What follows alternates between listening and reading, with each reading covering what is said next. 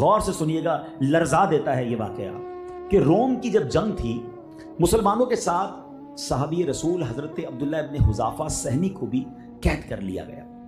اچھا، رومی سردار نے تمام مسلمانوں کو اپنے دربار میں بلایا، حضرت عبداللہ بن حذافہ سہمی سے کہا کہ نصرانی ہو جاؤ، عیسائی ہو جاؤ، ورنہ تمہیں تانبے کی دیگ میں ڈال کر جلا دوں گا۔ یہ سن کر آپ نے جواب دیا، ایسا کبھی ہرگز نہیں ہو سکتا، میں ایمان سے نہیں پھروں گا، میں مذہب نہیں چھوڑ سکتا۔ تو اب اس نے تیل کا دیگ منگوائی، تیل گرم کیا، تیل ابلنے لگا، تو پھر ایک قیدی کو بلایا، اس کو کہا غیر مسلم ہو جاؤ، نصرانی ہو جاؤ۔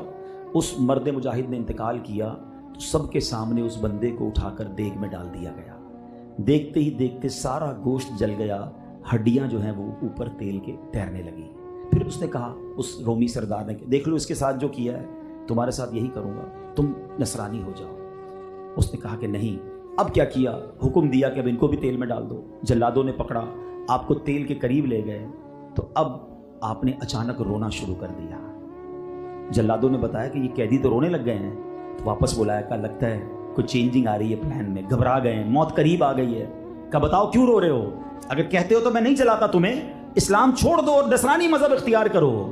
کہتے تم یہ سمجھ رہے ہو کہ میں موت کے خوف سے رو رہا ہوں؟ خدا کی قسم موت کے خوف سے نہیں رو رہا، میں تو اس لیے رو رہا ہوں کہ میرے جسم میں صرف ایک جان کیوں ہے جو میں دین اسلام پر آج قربان کر رہا ہوں۔ مجھے تو یہ پسند تھا کہ کاش 100 جانیں ہوتی اور آج ایک ایک کر کے ساری جانیں اللہ کے نام پر قربان کر دیتا۔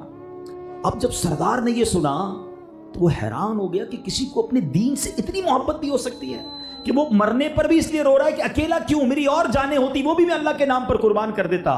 تو اب اس نے ایک اور آفر کی، کہتا ہے اچھا ایسا کرو، جلاتا نہیں ہوں، تم نصرانی مذہب اختیار کر لو، میری بڑی حسین و جمیل بیٹی ہے، میں اس سے شادی کر دیتا ہوں اور حکومت میں بھی تمہیں حصہ دوں گا۔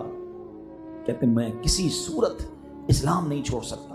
اس نے کہا اچھا چلو ایک کام کرو، ایک تو میری شرط مان لو، میرے سر پر بوسہ دے دو، میرے سر پر بوسہ دے دو، میں تمہیں بھی آزاد کر دوں گا اور 80 مسلمان جو میرے ساتھ قیدی ہیں ان کو بھی آزاد کر دوں گا۔ اب آپ نے بڑا غور کیا، آپ نے کہا یقین واقعی تم ایسا کرو گے؟ اس نے کہا یس میں ایسا ہی کروں گا، بڑا پرومس ہو گیا۔